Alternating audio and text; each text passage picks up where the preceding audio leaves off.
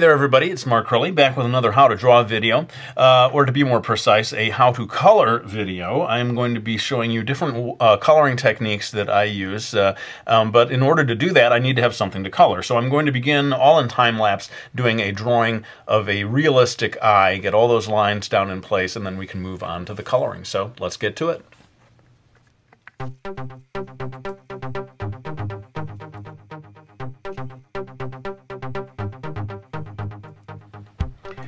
Alright, so we've got the basic lines in place. Now a lot of you might be saying, hey, that was all in time-lapse, it's impossible to keep up with that. Well, the good news is I've got other videos where I do show pretty much line by line how to get to this stage. So I'll make links to those videos if you want to follow along with that. But for now we're going to move on into the color. The materials I'm using are watercolors that come from tubes like this, Grumbacher, Winsor, Newton. Any good art supply store is going to have these kinds of watercolors and just an ordinary brush. And I'm going to start by putting down a very light wash of color. That means a lot of water, very little paint, just to get something down. The paper I'm using is Strathmore Bristol smooth surface, nice and thick so it doesn't wrinkle up when you start watercoloring. So let's go ahead and get into it.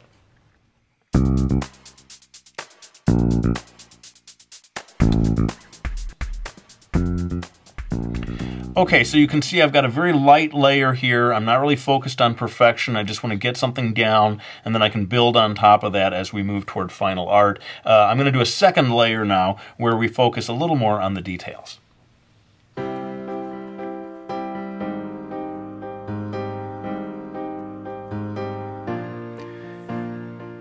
Alright, now we're making progress, but what I want to do right now is switch to colored pencils, and I should stress that this is just my technique. I don't mean that everybody does this. Everyone really finds their own way of doing things, but I like to switch at some point to colored pencils, tighten things up a little, and then we can kind of come back to watercolors after I'm done with that. So let's go ahead and tighten this up, as I said, with colored pencils. Alright, so I'd like you to see as many different coloring tools as possible in this video, so I've decided to bring out these color pastels. And these are great for creating kind of smeary, foggy, misty effects. So have a look at this as we add a layer of colored pastel.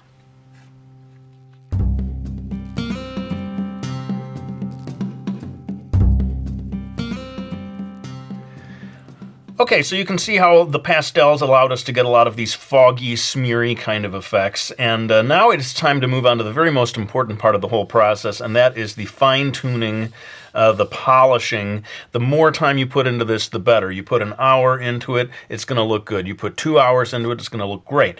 So let's just go to it. I'm going to be zipping through all of this. You'll see watercolors, you'll see colored pencils, maybe bring the pastels back in, trading back and forth between all these things until we finally reach the finished product.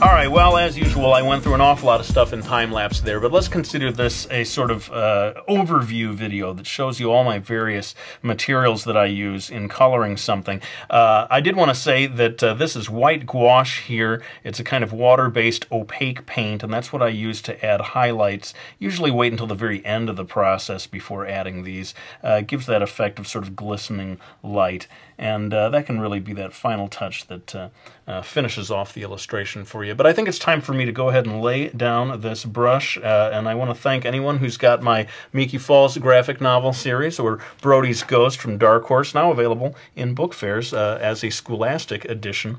I want to thank you all once again for watching my videos. I greatly appreciate you subscribing, leaving comments, supporting me with all your words of encouragement. But for now, let's end this video. I want to thank you for watching it. I hope you found it useful, and I'll be back with another one real soon.